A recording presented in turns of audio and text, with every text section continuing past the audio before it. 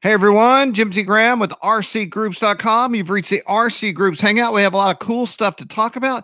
Jason, I was in a car and I learned that all the new podcasters talk about what they're going to talk about at the beginning of the podcast. And then before they tell you what they're going to talk about, they tell you. And then when they talk about it, they tell you that they've talked about it. And then when they're done, they tell you that they've finished talking about the thing that they were going to talk about, which explains why they're so redundant and drive me crazy all the time. It's like the public speaking class in college.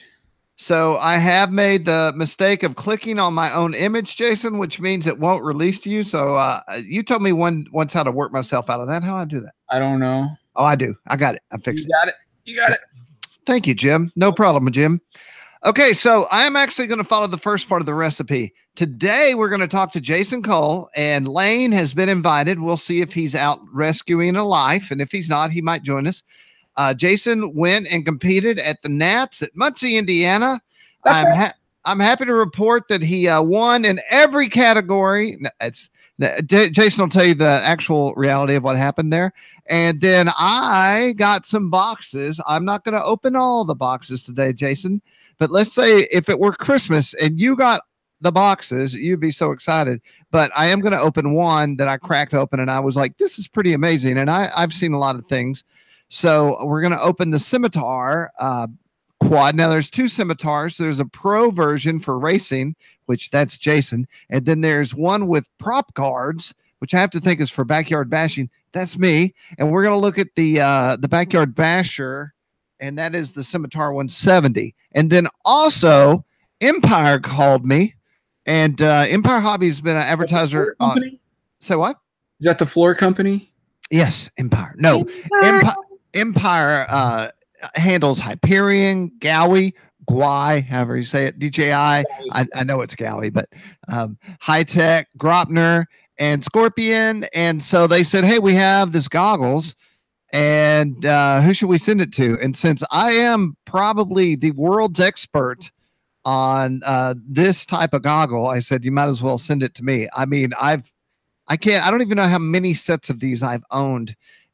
So anyway, they did, and they're here, and I have things to say. I've been playing with these for about a week now. I haven't done the review yet because my new policy is to actually experience something before I form an opinion or anything like that. It's not about speed, Jason. It's about quality. I'll buy it. Unless somebody wants it out super fast. So I've got two products to talk about. You have an event to talk about, and then I'm sure there's some stuff on the internet that we're going to go take a look at, and then if we're lucky, Lane will show up. But if not, we'll just think of him fondly. Let's take a moment right now and think of Lane fondly. All right. I thought of chickens when I did that because they're all into chicken, those people. You know you're old when you're talking about chickens. I don't have any chickens. Okay, hey, I'm going to throw it off to Jason. We have some live viewers showing up. One just left. I would like to find out who that guy is who signed off. Call him up on the phone and explain to him why he needs to come back on the live on the live version. And of course, you may be listening to this non-live, which I say every week, and you may be listening to this in an audio podcast, which more people find enthralling than the video for some reason. I love it. Okay, Jason, off to you.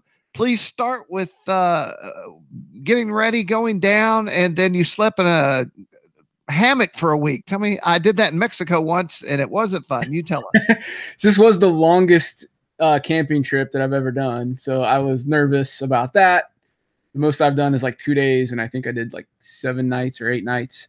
Anyway, the AMA, Academy of Model Aeronautics National Championship event is going on all month, but this was the soaring week. So there's basically about 10 days that they have dedicated to soaring competitions, which is my favorite.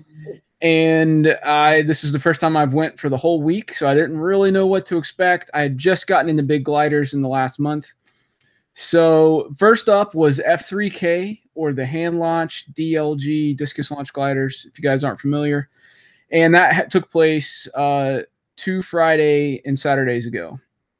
And I get up on, or Saturday and Sunday, excuse me. So I get there on Friday. It's about 5.5 hour drive. Drive went great. The weather is just absolutely perfect.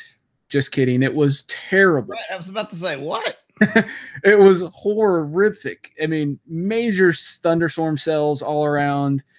I had to wait to set up my hammock because it was raining. I had to like wait for it to go away. I finally got a clear patch, got my hammock set up. I just bought a new rain cover for it, and it encompasses the whole thing 360 degrees, and it worked wonderful. I was super dry all week. It only really rained Friday and Saturday. Competition day rolls in. We get in 2.5 rounds. We're waiting on weather. There was a delay in the morning for technical issues. So all we flew Saturday was 2.5 rounds. We normally would have flown maybe 9 to 11. So we were seriously like behind.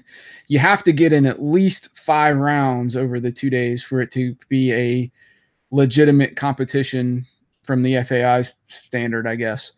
So Sunday comes around, better, but still crappy weather. At least it's not raining, but the wind picks up really strong. We're loading our planes up with ballast.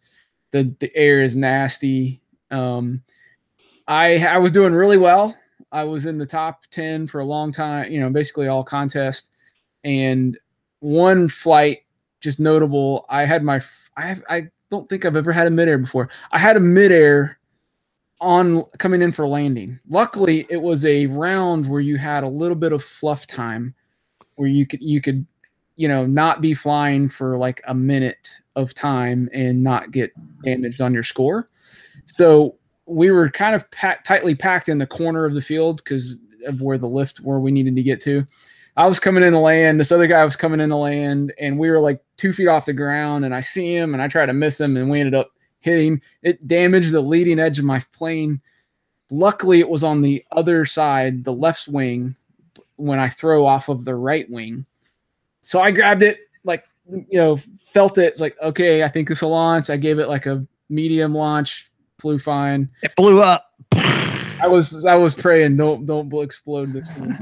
If you've ever seen one of these explode, they literally go, I don't know. You tell us what they do. Yeah, Nathan Bartley exploded. He threw it so hard that the amount of pressure and force exerted on the tail, the vertical surface, the rudder and horizontal fin, or vertical fin, was enough to snap the carbon fiber tail boom. Wow. I mean, it's a lot of, this guy throws like a monster now. It's crazy. I once threw a discus launch glider and I hit the elevator with my chest as I let go. So at full throttle out of my hand, it went straight into the ground. It was, and this is hard packed summer earth, you know, it's not like it was soft dirt. It was like clay, and it stuck in like an arrow, and the force of that snapped the carbon fiber in half. Yeah, it's crazy. They're strong, but you can break them. Yeah.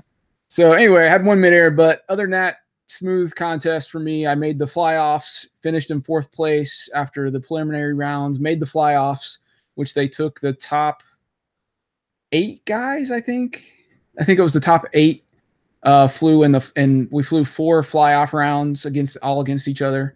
And I ended up in 4th place. I got my little Tennessee shaped trophy. Actually, no, that's Indiana. This is it right here. 4th place, F3K, hand launch glider, Nats 2018. So that's very nice. Was happy with 4th. There were some great pilots in there, and Nathan Bartley ended up winning that contest. Oh, let me ask you, when you came home with that, was your wife impressed? No, I mean, she thinks the world of me anyway. So did she give you a kiss and say, congratulations, I'm so proud of you? Actually, I didn't even see her when I got home because she had left the day I was coming back to go to Boone to visit her family. Her dad's sick, so needed to go see him. But when she came home, I did get a kiss and congratulations. All right. So, just making sure. So anyway, I don't want to bore people with all this stuff if you're not interested in gliders. I happen to love gliders, and it's more fun than anything else in the hobby, and I love everything else in the hobby, so that should say something. So anyway, so that was Saturday and Sunday. Monday and Tuesday, I had like off days from flying anyway. I was working, uploading articles, going to Starbucks, getting internet. But during that time, they also flew 3 events over those 2 days together. They flew 2-meter sailplanes together. They flew old-timey nostalgic airplanes together.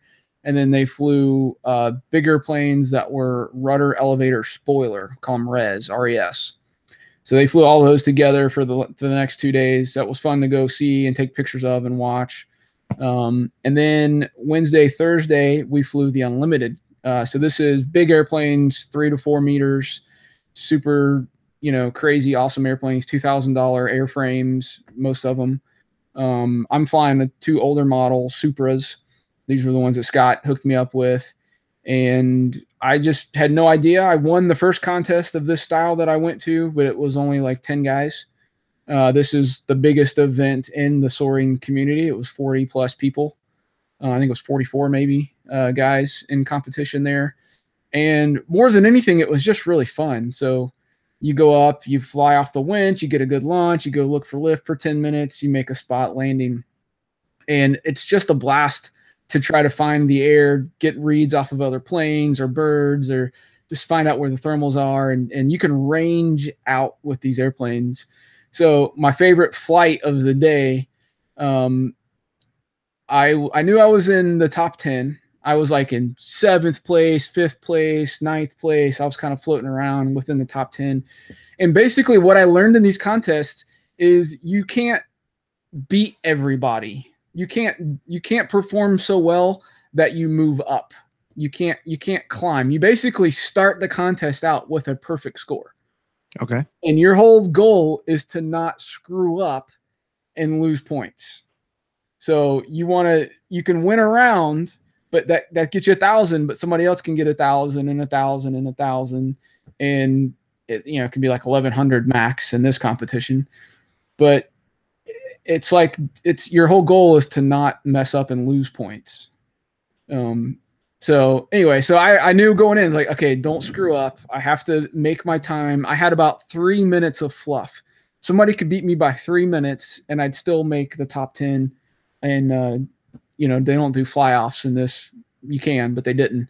So I knew they were giving trophies to the top 10. So I was like, I got to make the top 10. I just really what I want to do.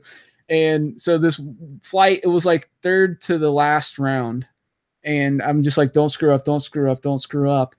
And I go up, had a really good launch. I'm looking for lift, not finding anything. I go way out to a tree line, running down it, not finding any lift. I'm like thinking to myself, I'm like, God, help me find some lift. And as soon as I said that, here comes a bird. Way out. And I'm like, he's going up. I was like, yes, here we go. So I did a 180-degree turn, headed right for the bird, and I'm sinking out. And I'm low. Like if I didn't find lift, like I'm not making the field back. I'm losing my landing. I'm losing my flight, basically out of the competition at that point. All of a sudden I get near the bird and then it just starts climbing up. And I'm like, yes. So I start circling in that joker and I'm way far away. So I have to start like walking, like I'm briskly walking towards the airplane across the field towards the beans in Muncie to try to be able to see it. Cause I'm literally flying that far away. You cannot see the airplane and really tell what it's doing. So I do that. I get skied out. I'm like, awesome. Coast back, make my time, make my landing. It was an amazing flight. And that's where the thrill is like you just pulled out this amazing save where you weren't going to make it back to the field. You were going to lose your place out of top 10. And then you catch the thermal, you sky it out. And it's just a thrill, to be able to do that. So cool. Anyway, I ended up in 4th place. I got another one of these trophies, which they got to ship to me. They didn't have them at the event. So 2 4th place finishes in the first 2 events that I competed in. It was awesome. And the next 2 days, Friday and Saturday, was F3J. It's very similar to Unlimited, but it's also extremely different and hardcore. It's like, this is the other thing I learned during this competition. The hand launch guys are like the drone pilots of today. It's like younger guys. And then the Unlimited bigger guys are like a bunch of old guys. And that's just the way it is. But they're, I got me out there, a couple other younger guys, but it's mostly a bunch of old guys. Speaking of that, don't forget to talk about the lady who kicked all your butts. We'll get there. So F3J, instead of an Unlimited, when you pop off the line, your time starts in Unlimited and you got to fly for 10 minutes and you want to try to land as close to the 10 minutes as possible. You can go over. A 10:02 is the same thing as a 9:58 in Unlimited. But in F3J, there's a window. There's a 10-minute window. You can't launch. The thrower can't release your airplane until the buzzer. And as soon as that buzzer starts, the 10-minute window starts. So as soon as it hits, he throws your plane. Your actual flight time doesn't start until you pop off the winch.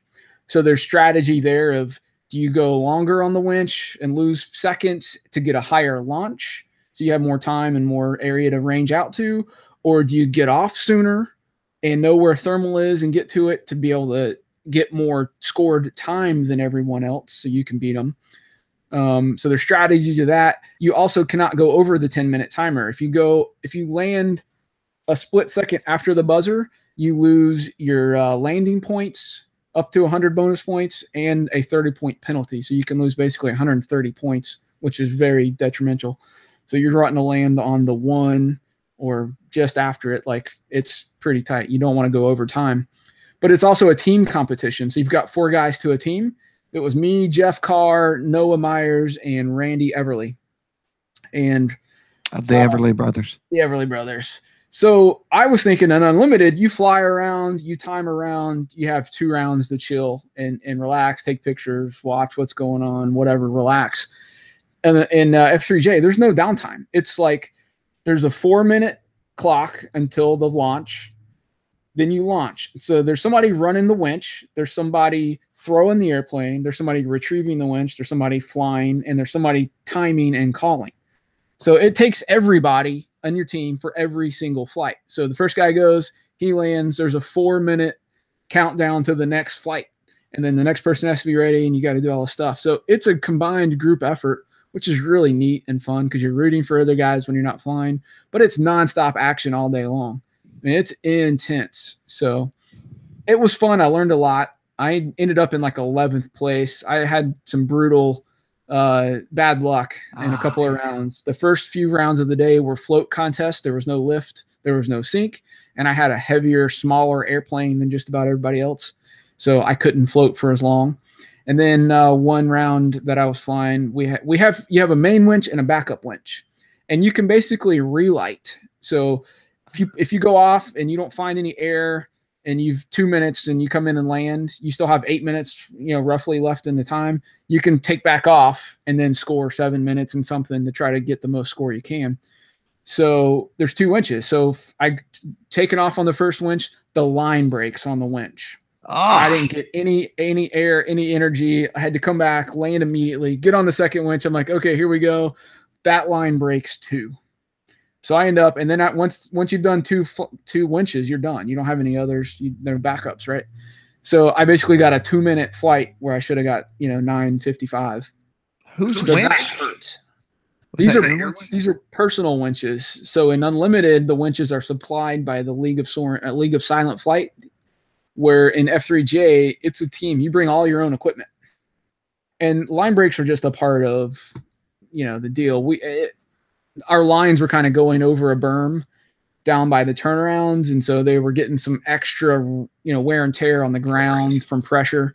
So we ended up putting a tarp down, and that seemed to fix it. But it happens, it's part of it. But you get one drop round. So I basically dropped a 200 score, but then I had earlier rounds, I had really like 700. So I was out of the running basically from the beginning, but it was still fun to compete in it and do it. But the big shocker was, there's millions of female RC pilots all over the place. You see them everywhere, every event you go to, right? Sorry, I've got to say this. Shaka! So, no, you don't see female pilots that often, and it's cool when you do. But there was one female pilot that I know. There may have been more. I only noticed her, but Amy Poole out of Texas.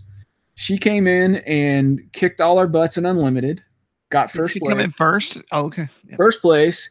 And then she came in and kicked all our butts in F3J the next 2 days and got first place in F3J. So, and did this girl come out of nowhere? Have you heard of her before? Well, I hadn't heard of her before, but she was out west prior, and that's kind of like their own community. There's like the Eastern Soaring guys, and then there's the Western Soaring people. And they, unless you go on a tour or major competition, you don't, really know about each other too much. But now she's down in Texas and kicking all the butt, man. She was flying a Maxa from Vladimir Models, which is the same manufacturer of the Snipe that I fly in hand launch. So good stuff. Cool airplane. Congrats to Amy. I had a blast. Soaring is awesome, guys. You need to try it. There's nothing else out there like it. It's different every flight, literally. So I'm sharing my, sorry. Yeah, I see it. I see it. I see it. So I'm sharing my screen here. So you're like, I want to learn more about this, or I'm a sailplane pilot. So there's a few interesting things here that I want to share. These are updates from Jason's experience. So he was out there shooting photos and giving information. So you can go check that out. And there are multiple stories that you can access. These you can, I'll show you where to find all this stuff. But one thing I also want to share, more coverage, is this story. Wait, where'd it go? This one. RCGroups hosts monthly sailplane contests. Now, this isn't new news. We've been doing this for a decade, where it's always amazing to me. Almost no other section utilizes the sticky feature the way the sailplane section does to promote their events all over the world / country. And so, Jason, I haven't read this, but I saw it this morning and was highlighting it and some notes I was making. You want to talk on this a little bit? Yeah. So, okay, that's been happening. And the reason I wrote this article and was able to think of that, I don't know how many people are familiar with Gordy Stahl, but this guy is a legend. He's an icon in the soaring community. He's been writing articles forever, for a long time. He's been all over the world promoting RC soaring. He's a celebrity in the soaring community. So he was actually there. He actually got presented, I can't remember the name of the award, but like a lifetime achievement award in soaring, which is not like a yearly thing. They rarely give this thing out. And they gave it to Gordy at this event, who was there for part of the time. Now Gordy's got cancer. Gordy's dying, and they've got one more round of treatments, experimental kind of drug, something that, the outlook's not great, essentially. So Gordy lives in Louisville, which is on the way home for me down to Nashville from Muncie. And somebody in his club had lost an airplane in the field, and they had all left, and somebody found it. And then they were like, Jason Cole could bring it down. He comes right through here. So I was like, yeah, sure. So I ended up having dinner with Gordy and that gentleman whose plane it was to deliver the plane to him. That's awesome. So I got to have a dinner with Gordy and talk to him and hear his thoughts on things. And I asked him a question. I said, Gordy, in all your travels, what have you seen that bring people together and get excited about soaring? Like, what is the thing? And he said contests. So I'm like, that makes perfect sense, because I just had a time of my life for a week at the Nats, and it brings everybody together. It's camaraderie, it's community. You're having fun. You're challenging yourself against other pilots. It really is that event kind of binds everyone together, as the community that we are. So it's like, that makes perfect sense. And then I remembered that they do these contests. I'm like, not everybody can go to a contest down the road and meet everybody, and not everybody has that opportunity, but you can still do that online. So the RCGroups, they call it the Big Sky. Basically, anybody can enter sailplane contest. It's mainly for electric sailplanes. There's hand launch and slope involved as well, but they don't allow winches or high starts. So this is for electric sailplanes. There's like a 30-second motor run, and it's a duration contest. You see how long you can fly for at it, per flight. So some of them will be 30 minutes, some will be 2 hours. It just, it all depends. But every month, the contest starts over, and you can, it's on the honor system. You can make up whatever you want, but it's kind of fun to go out and legitimately do it and post in the thread and post your times and your airplanes and the time and all that stuff and how you did it with the airplane. And it's just a fun way to participate with the community, compete against each other in a friendly way. There's no like hundreds of thousands of dollars of prize money available. It's just a for fun thing, but it's a great way to go out and fly with a purpose, have something to do, and just enjoy the sport with other RCGroups members. So just go to our sailplane section and cruise around in there a little bit, and you will be able to find some of these things, some of the events that are actually at places or online events, and check it out. Also, I want to say thanks to Gordy. I've never met him, but I know his name from my years on the site. Thanks to everything he's done, not just on RCGroups, but for the sailplane community as a whole. And we're definitely thinking of you, man. And sorry you're having this trouble. Well, Jason, that's awesome. One last question. What was it like sleeping out for almost more than 7 days? I kind of miss it, actually. I love my bed, But I was like, wasn't sure if I was going to have, I've done it for 2 nights, slept great. It's awesome. It's super comfortable. But I was like, how am I going to be for a week, But the best thing is it wasn't typical Muncie summer weather. It was like mid 70s, couple days, low 80s, and then like in the 60s, upper 50s at night. It was beautiful camping weather. Yeah, beautiful camping weather. So the hammock was awesome. I was super comfy, had a bug net over it, so I was, safe inside, protected if it was going to rain at all, and slept like a baby. It's like you don't want to get out in the morning and go fly, but you have to. Right. And then the sunrises were a beautiful, man. You'd get up and it was like fog covering the entire field, and then the sun peeking up through the clouds. Nice. So cool. I recommend it. You have to camp. If you're going to go to glider camp, you have to camp. So there's a whole primitive camping section. We're all hanging out, making fire pits, shooting the breeze, sitting by the fire, talking, telling stories, flying all kinds of little micro airplanes and things around. It's just a really good time, a great way to spend a week with your buddy. So think about doing it next year. Come on out and hang out with us. Awesome. Hey, we're joined by Nikolai, but before we do that, Nikolai, I wanted to say that I want to thank our podcast sponsor, Hobby King at hobbyking.com. I was actually on the line to Australia last night talking to Toby from Hobby King, and we were talking about everything. We talked about how drones have affected the hobby. He and I spoke a while back where I was talking about how I thought winged craft were on the way back to being the star of the hobby again, and we were going over but airplanes that will soon be coming out from Hobby King. And then we brought up the topic of what is the next big thing, because the next big thing always kicks the hobby off and rejuvenates interest. And the last big thing was drones. And it kind of shifted gears in such a way that it jacked the whole hobby up. I didn't actually start this to go here, but it changed the way companies in China manufactured, and it stopped people from creating new airplane types because they all diverted their attention to this craze, which, by the way, isn't gone, of course, but is certainly peaked. And but I told him, I said, look, I started a thread on what's the next big thing, and my takeaway was that everyone expects the battery technology to increase to a certain level to change it that would touch everything from cars, planes, quads, helis. And I don't know how much I can say about what we discussed, but I do know that Hobby King definitely, he said, Jim, we're already there. And so he was describing to me, he said, have you ever been in a lithium polymer factory? And of course I have not. And he said, it is amazing.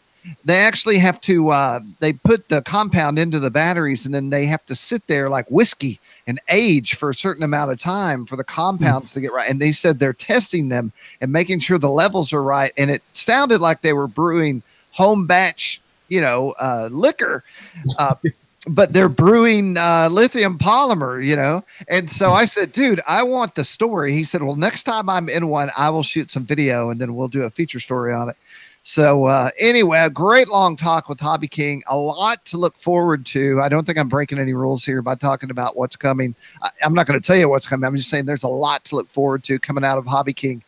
And great talk. I did not expect to sit there for 2 hours last night and have this long talk with Toby from Hobby King. So with that said, we now should slide into some box unboxing. I actually have more boxes in the other room, but I'm not going to do it all today. I'm going to show you 2 things today. Nikolai signed on. Nikolai, I'm going to share my screen for a second and get you to talk about something. Hey, before you leave Hobby King, I've been listening to him occasionally on, I think it's the Freefall RC podcast or one of them. Yeah, he said that RC Network, I believe. Yeah, and he's constantly talking about how much they have coming out, and it sounds like they have a lot planned for this year. Well, I'm not going to take too much credit here, but he and I had another long talk a while back. You know what? That couldn't be directly from me, but we were talking about, he was like, based on everything you see, what do you think? And I said, I think it's winged aircraft again. And so they certainly are leaning into that, and that's great. Yeah. And so what I was going to show, I'm going to share screen, is a review you just did on the Cyclops. So I'll let you talk about it, but I'm going to tell everyone out there the takeaway on these.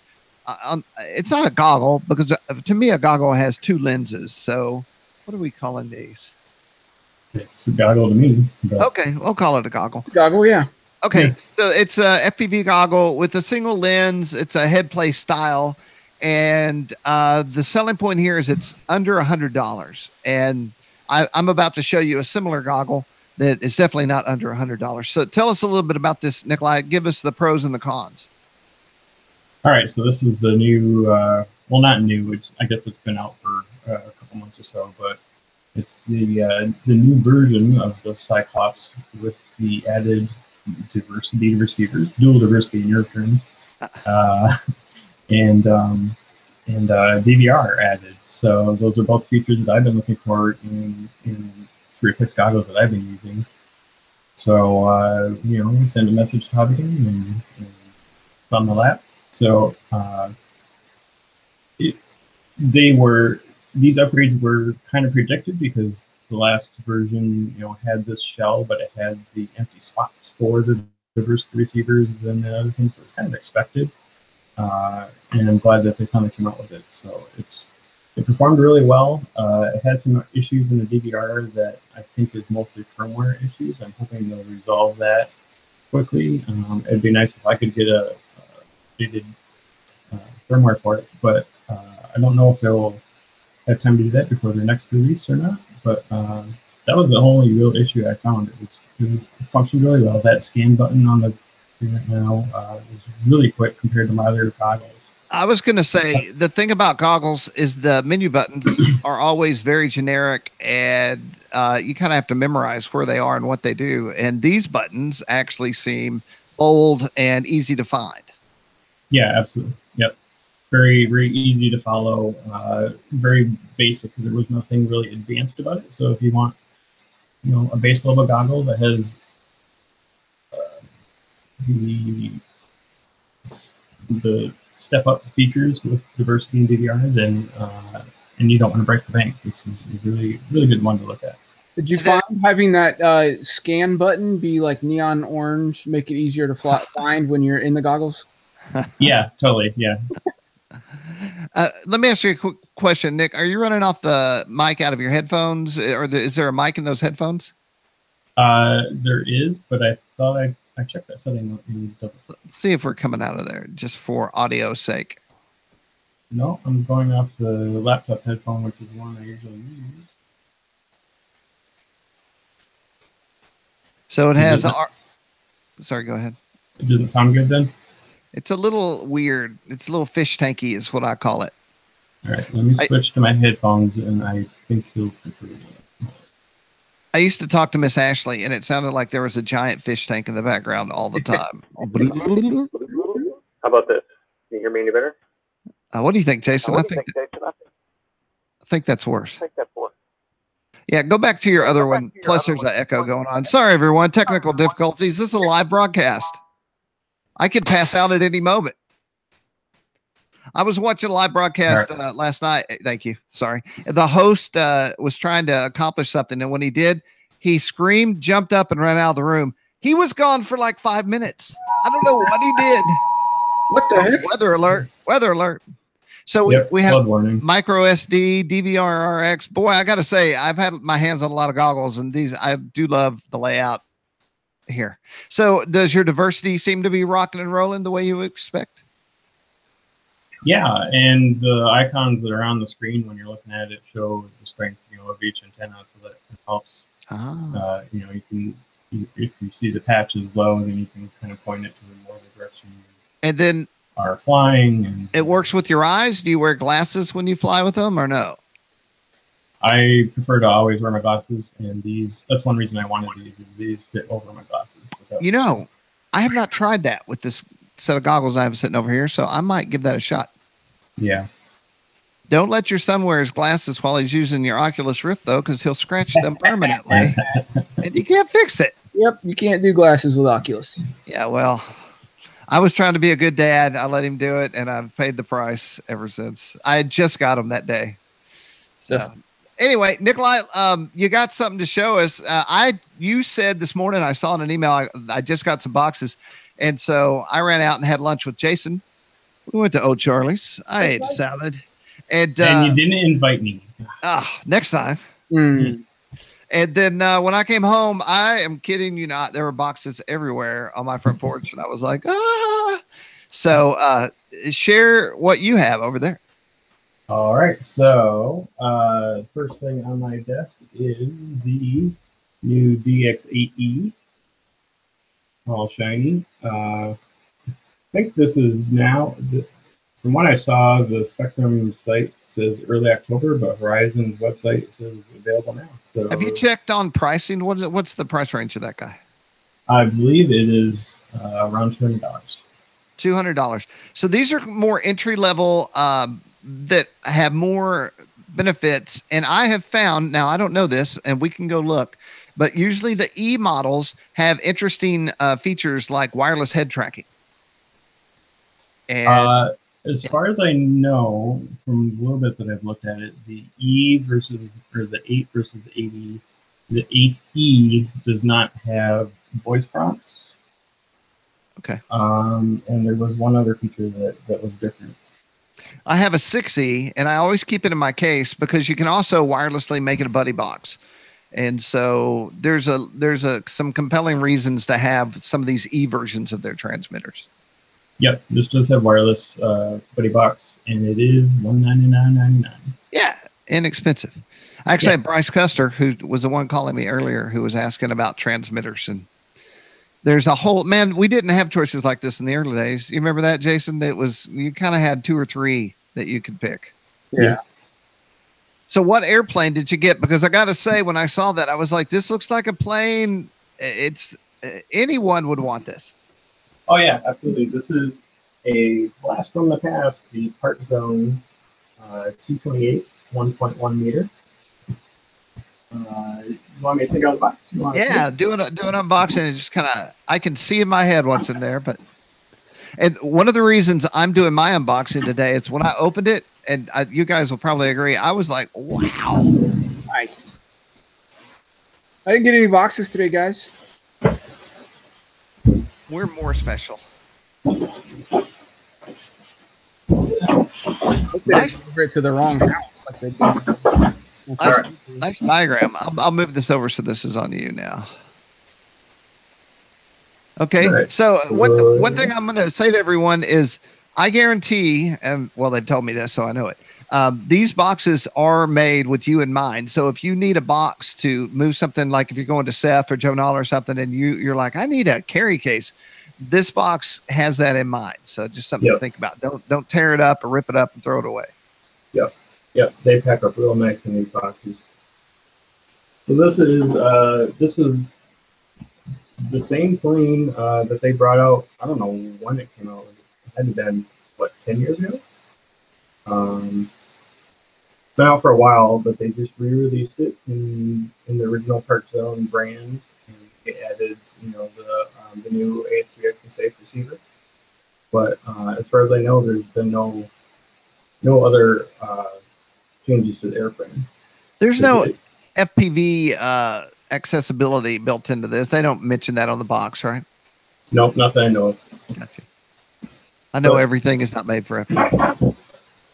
Yeah, it looks real nice. I have the Carbon Z version, so I'm really looking forward to see how this compares. It doesn't have retracts, doesn't have lights, doesn't have flaps, but this is meant to be the entry level or second plane, stuff up into the B-Flight or through the Carbon Z line. I'll tell you what I'm going to do is I'm going to go find this link, and we're going to go take a look. And then this is the battery that they sent with it. This is their new Connexus battery line, so that'll be interesting to tap too. Oh yeah, I've got some of those. I didn't realize that was new. Holy cow. Yeah. The price on this is pretty amazing. I'm going to share my screen here, presenting to everyone. So the price is $169.99. And what version is this? Bind and Fly Basic with the AS3XO receiver and SS. What is SS? Safe Select. Safe Select. Safe Select. Yes. Yeah. And so I guess we should watch the video. That always makes me happy. The T-28 Trojan 1.1 meter sport scale Warbird from Horizon. It was used by the Navy and flies with a prop. We carry black cases and wear dark clothing. Let's throw it in the air and see what happens. Where's Matt Gunn when you need him? There's a transmitter. Right. Go in a circle.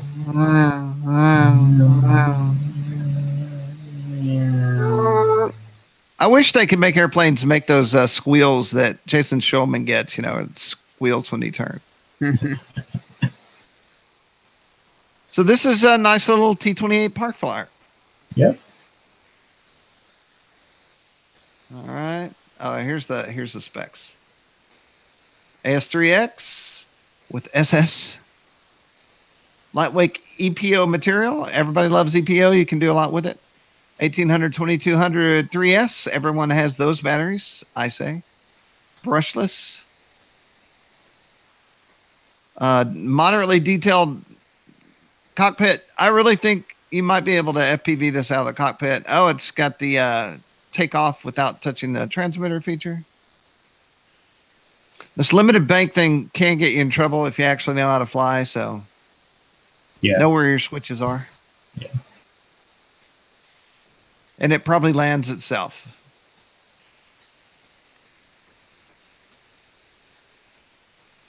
Self-leveling, so you get in trouble.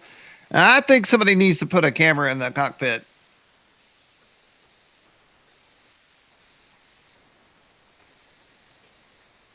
All right, we'll scroll up a little more. It's just a good looking bird. I'm going to jump out of here. Yep, should be fun. So we have good flying weather. It's not winter and it's not alarmingly hot anymore. So, well, I don't have good flying weather right now. Oh no, really? Well, the other thing positive I'll say is that the build time on this, yeah, the build time on this is. I would love for you to actually. It's hard when you're reviewing a plane. The build time is elongated because you're taking photos and all that stuff. And but with this thing, you could take it back apart. I'm curious how long it actually takes to put it together. I'm going to guess 5 minutes. I'll keep track of that. Yeah, I don't expect it taking more than 15 minutes at most. Nice. Well, big thanks to Miss Kim and Horizon for bringing out all the good stuff. And speaking of which, I'm going to break it up a little bit. This is not an unboxing. I've had this in my hands for a little while. So this was these goggles were sent to me by Empire. And I'm going to pull up my spec page. What have I done here? I've merged my pages, it looks like. Here we go. This is the Flysight View Optics 5.8 goggle with HDMI and AV DVR. I'm just going to show it to you on camera, and then as we look at stuff, I'll tell you about it. So it does have dual. I'm pretty sure on the box, Yeah, it says dual diversity. So we're speculating that maybe I've influenced the hobby. I'm going to verify that before the podcast is over. The box is in the other room. It comes with the rubber ducky antennas. Of course, I've got really nice antennas. So when I take it out to the field, I'm going to run it stock, and then I'll run it with the others and then see how notable that is. But I don't know if you've noticed the number one thing here, Jason. It has fans. Yeah. And which are super important with this type of goggle. And usually you only get fans with some fat sharks, higher end fat. Rift doesn't have a fan. Right. Yes. And the Oculus is the worst at fogging up, especially when things are getting tense. Yep. And so the other thing is it has a standard AV in and AV out right here. And then this is your power. And then back here, we have a place for any battery. It likes 3 S's. But when you go in the menu, let's say put in a 4S or a 2S, you go in and tell it what you're using. And that way it checks your voltage. So the nice. screen will actually tell you when things are getting low, which has always been a concern for me. The one thing I looked for and couldn't find was it has a built-in DVR. Well, if it has a DVR, where's the SD card go? I looked everywhere. And then I broke down and read the instructions. And so this is a USB port, and you can use a USB stick or this is what I use on my 3D printer. By the way, Jason, remind me to show you something that I'm almost done with that is so cool. But you plug this in, and so I have a micro SD card in there, and I could, I guess, plug it in, but you can access the DVR very simply in here, and then you can watch your videos and all that in here as well, of course. And so it has a lot of things. By the way, the foam, this is licensed by Headplay. It says on the box. The foam is not like the foam on your standard head plates. This feels more like an EPO, so it feels more, I don't know how to describe it, robust, rugged, you know? And I have one problem, and that is you can adjust the lenses with this wheel down here, but currently this does not work with my eyes. I have a solution for that, but that's more of a me problem than a general problem. And so what I think, Nick, is I will put my glasses on and see if I can fix things with those. That would be awesome if that worked. Yeah. How much are they? But $279, and so they're not $100. But they certainly are feature rich. I'll go over some. Let's see. I have a better page than this for some information. Let's go over some specs, which will mean something to you. Dang it. Let's see.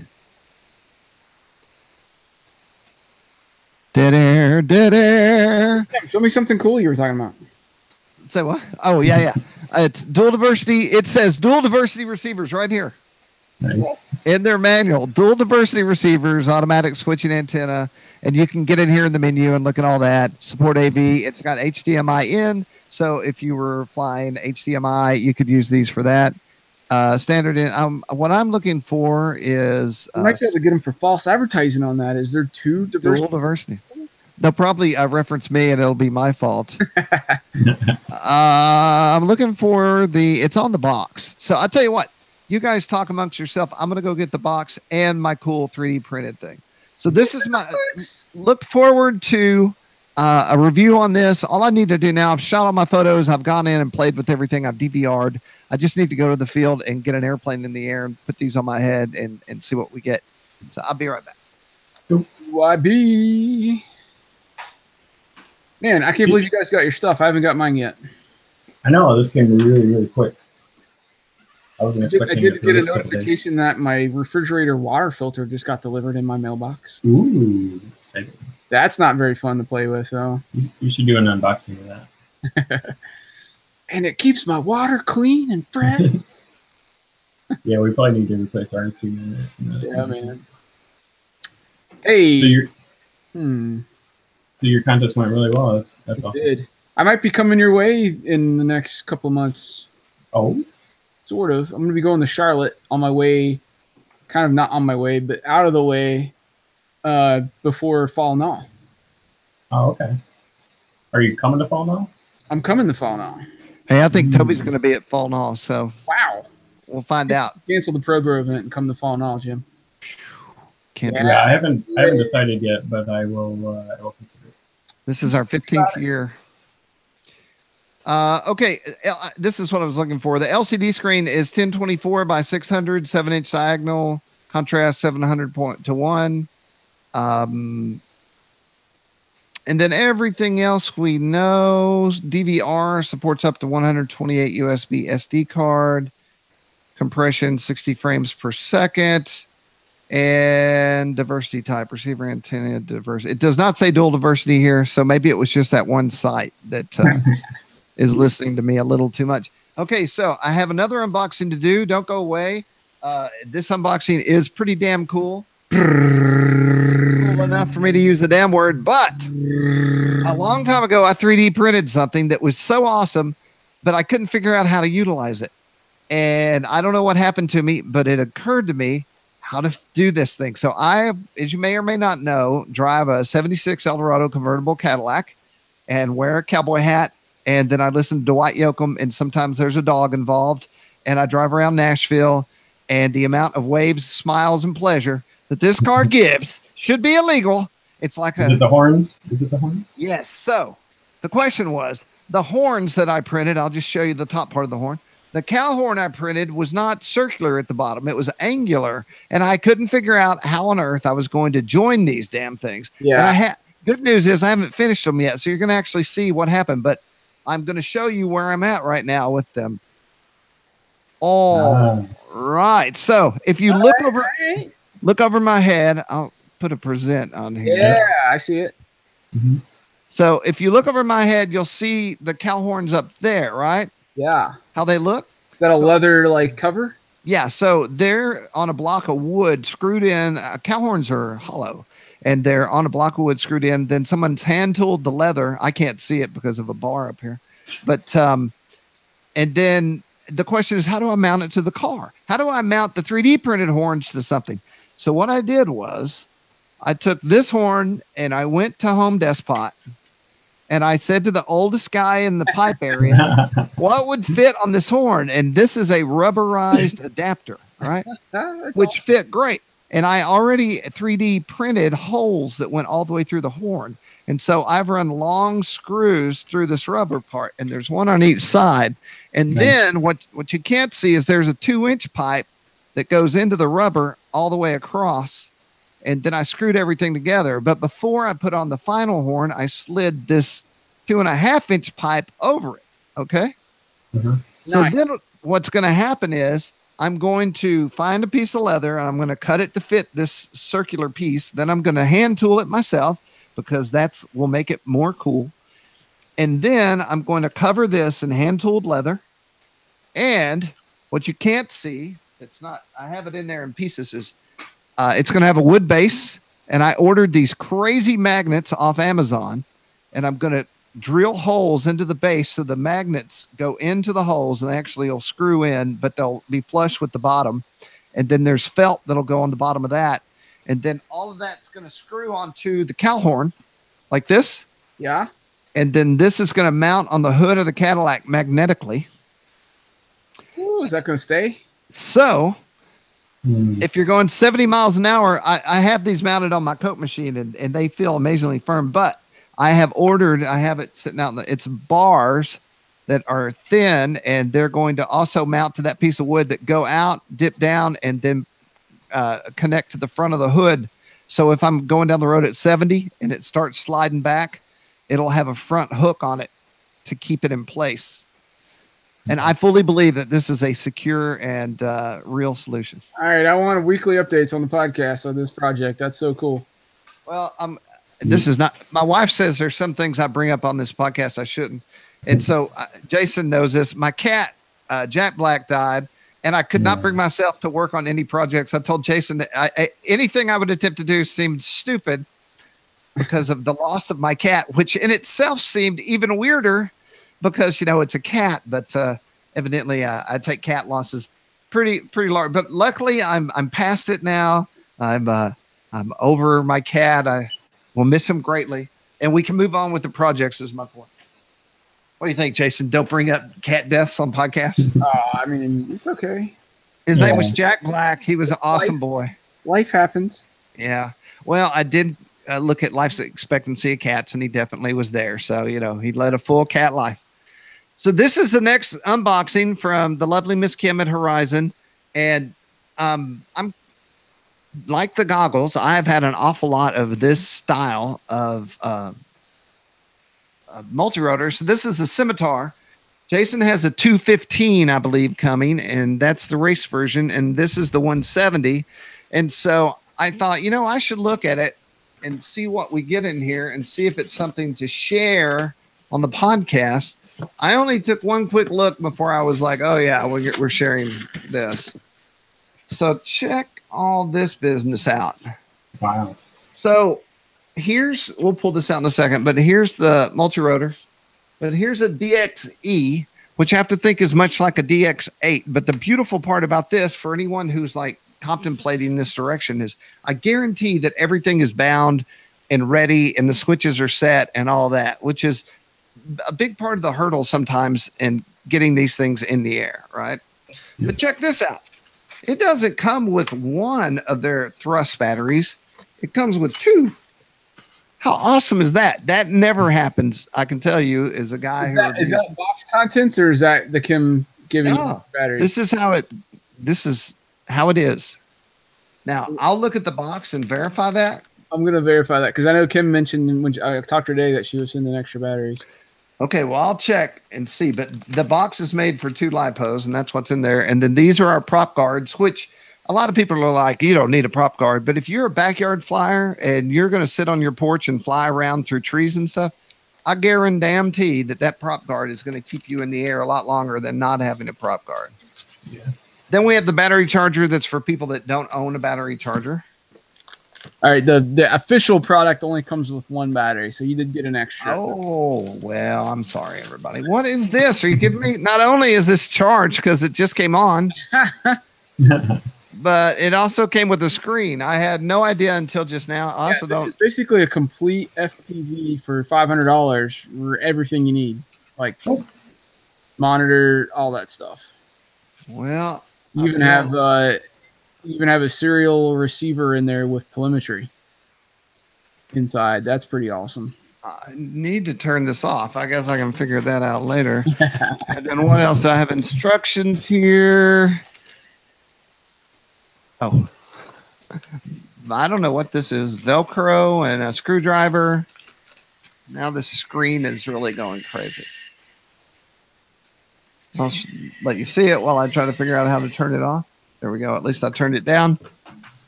And then we'll pull the quad out. Let's see what we have. Oh, my gosh, this is great. We'll have to fly these together. Well, so I told Kim, Jason's getting the other one, and that way we can have we can go out and review them at the same time, but also be able to get video of each other from our respective. I may have to take this out of the room. Every time that I let go of this, it starts making the static noise. You broke it. So here's the quad. I don't know if that's real carbon fiber, but it has a carbon fiber-like exoskeleton. I have used this antenna before on it looks like from the rodeo maybe. And then the camera actually has a tilt function. Cool. For hauling the buttocks. And then the battery lives on the bottom. And I bet it's a tough little bird. Where's my antenna? So the antenna is this is always the first to go in a crash, so it's kind of integrated in, and it's a little flexible. So that's it. That's a Scimitar, and then Jason and I will take these out and see what we have. Jason, I'm going to pitch it to you while I figure out how to turn the screen off. Get the screen off. That's funny. Yeah, so I'm getting the Scimitar 215. Pulling it up here. It's more hardcore kind of racing style, freestyle version. Scimitar. Mine's going to be bind and fly. It's $329. It's going to come with everything except for battery, the FPV stuff, transmitter. So it's got a bind and fly setup. It was 2206, 2450 kV motors, 20 amp BL Heli ESCs, adjustable video transmitters included. It's got the Swift 2 FPV cam, which is very nice. So it is a 5-inch bird, so 5-inch props. FYI, mine has a 600 TVL cam on it, which is pretty good. Yours also has a 25 and a 200. It's selectable. Oh, wow. Yeah. So that is really cool. We'll be able to pump them down to like 25 or 200 to get together instead of that 600. It's crazy. You got 4-cell? What do they recommend? 4S 1300 is what they recommend for it. So, speaking of which, on your T28, Nick, can you increase the recommended battery? I know the big one could go up and really flew hard. I don't think so. Okay. Colton Clark showed up with the big T28, and he had just put in, I think it was I forget what he 8S maybe or something, because it was 6. He would bring it at us and then pull back to turn, and you could see the wings go. Yeah, flex like crazy. It would make you laugh every time. Awesome. Well, it's pretty good stuff. And, we've been around, Jason and I, and you too, Nick, since these started coming out, where you kind of had to be pretty smart to just get one in the air. And so we're in a place now where if this was like, well, I think I might get one, man, it's a Horizon, so it's turnkey and super simple. I saw yesterday, I think it was, that the new or the newish shoot. Not the tiny, their version of the tiny boat. The Inductrix? Pro, yeah, the Inductrix Pro FPV or whatever has gone down to $80 now. Holy cow, that's awesome. So I might have to get one of those. Yeah, those are. Yeah, that's definitely one you should always have in your toolkit. I wonder where the screen's supposed to live on this thing. Actually, I told Jim at lunch I took my my Inductrix Pro FPV with me to the Nats, and we had a big barbecue dinner one night at the glider field, and they have these giant like circus tents that are really long, and we were all eating under there. And so I brought out my Inductrix and started flying it in and around all these old guys under their chairs and by them and below their heads and stuff. And it actually went over a lot better than I thought. I thought I was going to get kicked out of there. Yeah, there were no haters. They liked it. They thought it was fun. Is anyone familiar with this DXE? that's their 4-channel base model. Yeah. All right. Well, it runs on batteries. I know that.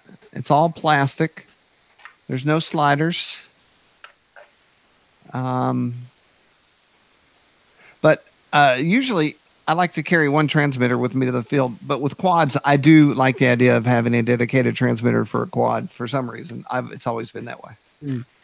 It's a little wider, but I like it. It feels pretty good in the hand. And the wells are shallow. This is stupid, but I fly like this. Nick, I don't know how you fly, but if I have deep wells on a transmitter, I will get my finger in the well if I'm really into it. And these are shallow wells.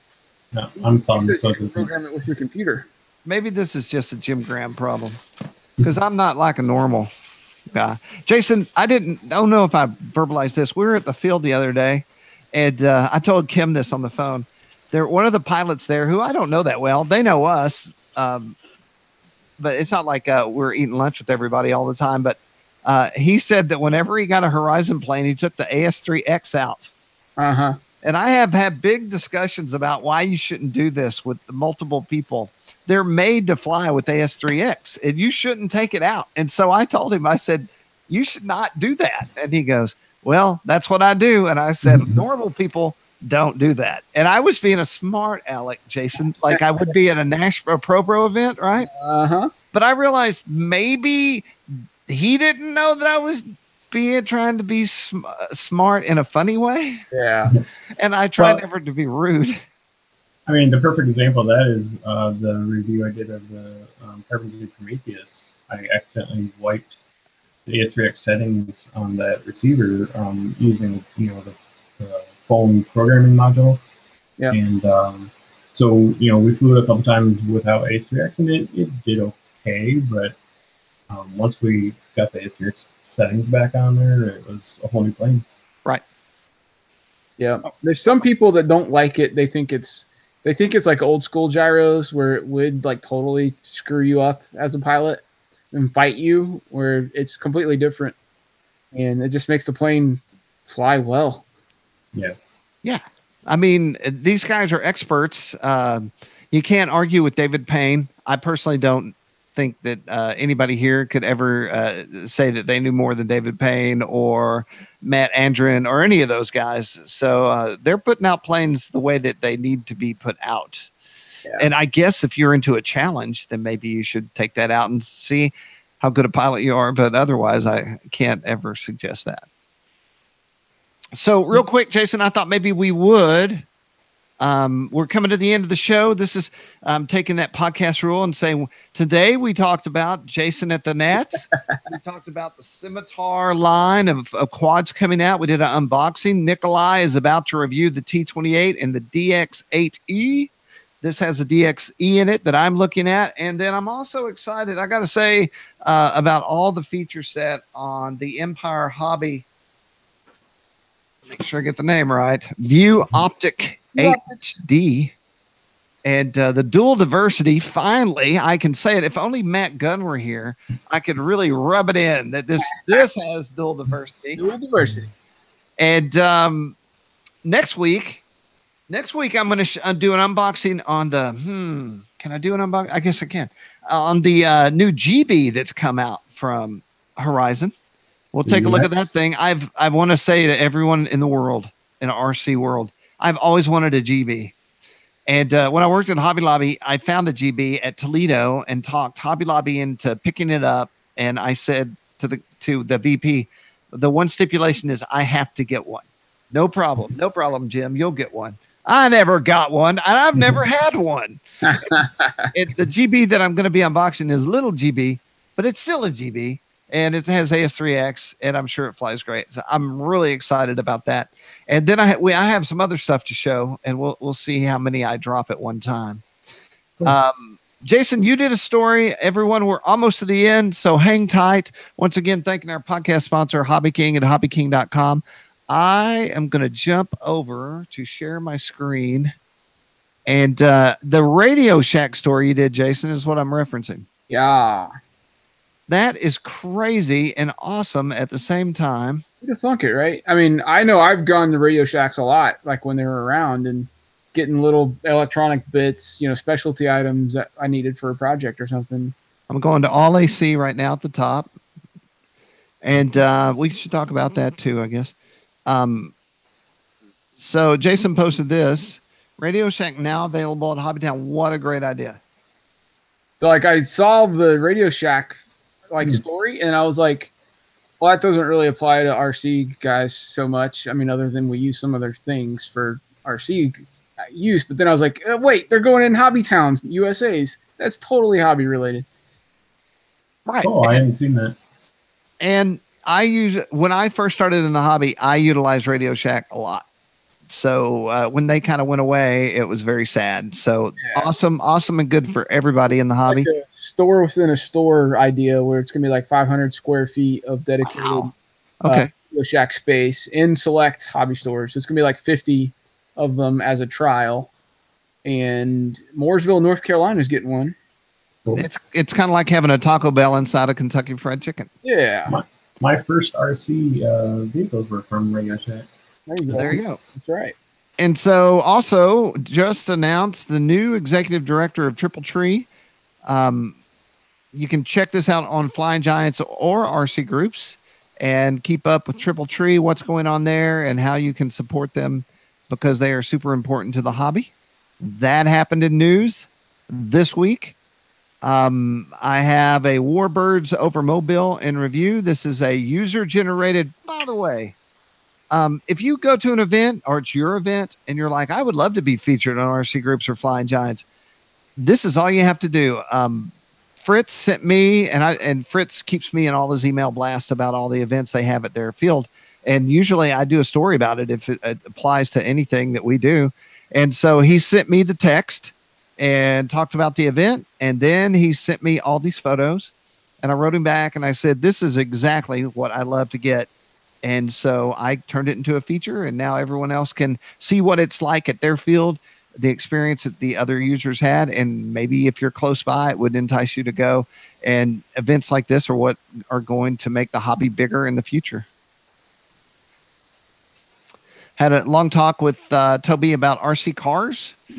And I was in our car section looking at the stats, definitely going up. Very interesting. Interesting. Nice. Mm-hmm. So keep an eye out there. And then, of course, Jason's event coverage and many other shows are coming out. It's still summertime. It's still showtime. Flex Innovation has some news. And that is that the QQ Extra 300 is the evolution and accumulation of many years of design experience. So you can check this out and check out the new QQ Extra 300 Super PMP from Kike Somanzini. Do you have any news, Jason? No. Next week. We'll have some more news next week. For all you live listeners on this RC Groups podcast, Tall Tales, I did go back and edit some things out that I felt were not for public consumption. I was sitting on the couch with my wife and I said, let me tell you a story I told on the podcast. And my wife said, stand up and delete it now. Now, it wasn't anything in particularly terrible, but she said those are stories that you should tell around campfires and not broadcast all over the world. So, and I tell you that, you live listeners, that you may hear something on the live broadcast that may not make it out to public consumption. So There you go. yeah, this was a great podcast. It was great having Brycey on. And more and more and more. Fall and all, Jason's going out there. We already talked about that.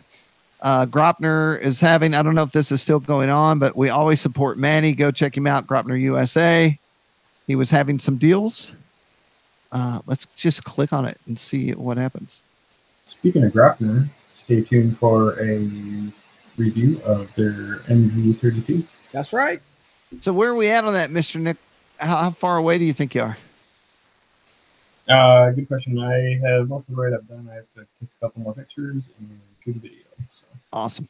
Well, everyone, I want to thank you for taking time. We actually went over the hour mark, and that means that we're figuring out how to do the podcast without Matt Gunn. We lost Matt, went to the full scale industry. I believe he used this as a stepping stone, Jason. He thought I'll be an RC insider, and then he jumped straight up to he's pimping out $1 million airplanes. He's working behind the scenes, and so that's what he's doing. But it did take a minute or two to catch our step without Matt Gunn's sound effects and exuberant alpha maleism, which I believe he never knew if that was a compliment or not. But yes, that is most definitely a compliment. You got to be an alpha male to be on a podcast. Otherwise, no one will talk. Right. I've tried it. I've tried not talking. It gets quiet. Yeah, you don't want just me on this podcast. Yeah, or me. And that's where a guy who can't shut the hell up comes in handy. I spend a lot of my life apologizing for stepping on other people talking, but in this one instance, it's handy. Hey, everyone, thanks for joining us on the podcast. Thanks for joining us on RC Groups. And remember, RC Groups is the #1 place in the world to go for RC information. In this fast-moving world of social media and all the other stuff that's happening, if you're looking for information on anything RC, I've done the research. I've done the background checks. We are still the #1 place as far as getting on there and finding out the information you need to know. So head out there. There was something else I wanted to tell everyone to do, but I don't remember what the heck it is. Hey, Nikolai, thanks for taking time out of your day and doing an unboxing. No problem. Looking forward to that review. And we appreciate you taking that project on. Jason, I'm glad you're home, and great having lunch with you today. Back at you, brother. Moving forward in a big way, rcgroups.com. I'm Jim T. Graham, your host. We'll talk to you later. I'm hitting the button. Woo! Scimitar.